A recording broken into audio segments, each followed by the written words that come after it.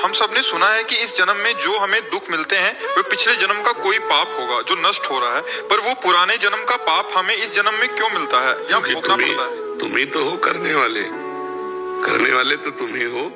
पीछे साल अगर जो अच्छा काम हुआ तो इस साल इनाम उसका मिलेगा तो तुम्ही को तो मिलेगा। पीछे कत्ल किया, मुकदमा तुरंत दंड तो नहीं मिलता कहीं भी। भारत में ही देखो, इसी मृत्यु लोक में देखो, 20-20 साल मुकदमा लड़ते, इसके बाद सजा होती नहीं होती। तो भागवती बहुत बड़ा शासन काल है भगवान का।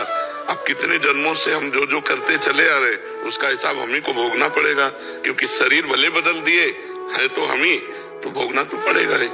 अगर और कोई दूसरा करने वाला होता तो आपको ना भोगना पड़ता, आप ही करने वाले हो।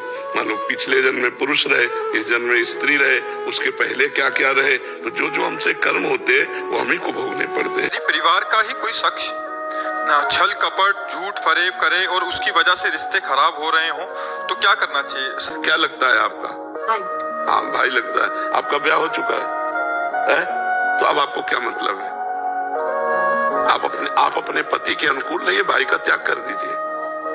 अगर हमारे पारिवारिक संबंध में अगर भाई के शब्दों के द्वारा, छल कपट के द्वारा विक्षेप पड़ रहा है तो भाई का त्याग कर देना चाहिए। और पति की अनुकूल परिस्थिति में हमको उनको अनुकूलता देनी चाहिए। प्रतिकूल परिस्थिति में धैर्य पूर्वक खड़े रहना चाहिए। हमें भाई माता पिता तब तक जब हमारे पति के अनुकूल, और हमारे पति के संबंध में यदि माता पिता भी हमें तो त्याग कर देना चाहिए, क्योंकि एक ही है आपके लिए कर्तव्य, अपने धर्म का पालन करते हुए पति को भगवान समझते हुए जीवन व्यतीत करो। ये भाई और ये माता और ये पिता अगर सहयोग देते हैं हमारे पाति व्रत धर्म में तो हम उनकी बात मानते हैं। अगर हमारे और पति के प्रतिकूल परिस्थितियां पैदा करने वाला कोई हो तो उसे त्याग देना चाहिए। और अगर इधर परिस्थिति ठीक है और उधर वो ऐसा कर रहा है और माता पिता विक्षिप्त हो रहे हैं तो? क्योंकि हम वो अपना अधिकार थोड़ी जला सकते हैं। मान लो ये स्त्री है, ये अपना अधिकार थोड़ी जला सकती है।